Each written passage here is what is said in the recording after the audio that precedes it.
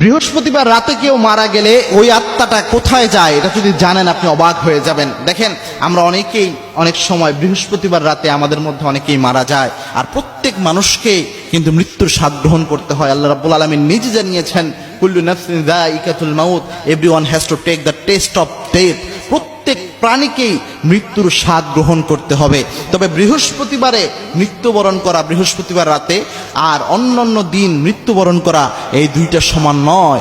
আল্লাহর হাবিব সাল্লাল্লাহু আলাইহি ওয়াসাল্লাম নিজে জানিয়েছেন, মুসনাদে আহমদের হাদিস, মুসনাদে আহমদের 6546 নম্বর হাদিস, যে ব্যক্তি জুমার দিন ইন্তেকাল করে, জুমার রাতে ইন্তেকাল করে, ওই ব্যক্তির কবরে আল্লাহ রাব্বুল আলামিন কোনো আযাব দেওয়ায় না।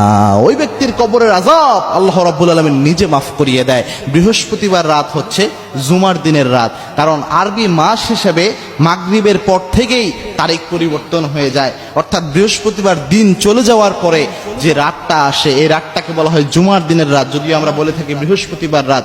এই রাতে যদি কেউ ইন্তেকাল করে, তার কবরের কোনো আযাব হয় না, যেটা রাসূল সাল্লাল্লাহু আলাইহি ওয়াসাল্লামের হাদিস থেকে জানা যায়। তবে এক্ষেত্রে কয়েকটা কথা রয়েছে। এটা হচ্ছে যে কোনো ব্যক্তি নামাজই পড়লো না, কোনো ব্যক্তি রোজা করলো না, কোনো ব্যক্তি আল্লাহ রাব্বুল আলামিনকে রব হিসাবে জানতো না, কোনো ব্যক্তির জীবন এবং দর্শন রবুবিয়াতের উপর ছিল না, ইসলামের উপর ছিল না, ওই ব্যক্তি যদি এই জুমার রাতে মারা যায়, তাহলে তার ক্ষেত্রে কি হবে?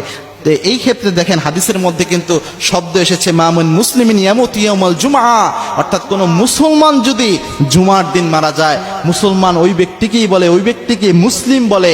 মুসলিম মানে হচ্ছে আত্মসমর্পণকারী, যে ব্যক্তি আল্লাহ রাব্বুল আলামিনের ইচ্ছার সামনে নিজের সমস্ত শাহওয়াত, নিজের সমস্ত কামনা বাসনাকে আল্লাহ রাব্বুল আলামিনের সামনে সুপর্দ করেছে, যে ব্যক্তি স্যালেন্ডার করেছে আল্লাহর সামনে, অর্থাৎ তার পুরো জীবন যে আল্লাহ রাব্বুল আলামিনের পথে চালিয়েছে, তাকেই মুসলিম বলা হয়। কোন মুসলিম যদি মারা যায়, যে আল্লাহর কাছে অরিজিনালি আত্মসমর্পণ করেছে, এই ব্যক্তি মারা গেলে সে এই ফজিলত পাবে। তবে তার আত্মাটা কোথায় যাবে, এই ব্যাপারে অনেক বর্ণনা রয়েছে। যে বারা বিন আজিজ রাদিয়াল্লাহু তাআলা আনহু তিনি বলেছেন, যারা ঈমানদার ব্যক্তি রয়েছে, যারা মুসলিম ব্যক্তি রয়েছে, তারা যখন মারা যায় তাদের আত্মাগুলা ইল্লিনে চলে যায়। যে ইল্লিনের কথা আল্লাহ রাব্বুল আলামিন নিজে জানিয়েছেন, যে কিতাবুল আবরার লাফি ইল্লিন, আল্লাহ রাব্বুল আলামিন নিজে জানিয়েছেন, যারা ভালো আমল করে, যারা নেক আমল করে, যারা নেককার, তাদের কিতাব সমূহ ইল্লিনে সংরক্ষিত থাকে।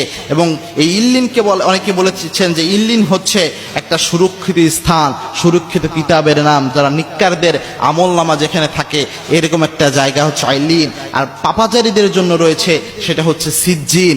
এই ইল্লিনে আত্মাগুলো চলে যায়, এরকম বর্ণনা সাহাবীদের থেকে পাওয়া যায়, এবং কি তাবিঈদের থেকেও এরকম বর্ণনা পাওয়া যায়। সুতরাং জুমার রাতে কোনো ব্যক্তি যদি ইন্তেকাল করে এবং তার মধ্যে যদি এই জিনিসটা থাকে যে নেককার দিনদার সে যদি হয়, জুমার রাত হোক অথবা দিন হোক, সে যদি ইন্তেকাল করে এবং তার মধ্যে যদি দিন থাকে, ইসলাম থাকে, সে যদি পরিপূর্ণ ঈমানের উপর জীবন পরিচালনা করে, তাহলে আশা করা যায় তার আল্লাহ রাব্বুল আলামিন তার কবরের আযাব প্রদান করবে না, এবং কি আল্লাহ রাব্বুল আলামিন তার আত্মাটাকে ইল্লিনে রাখবেন এবং নেককারদের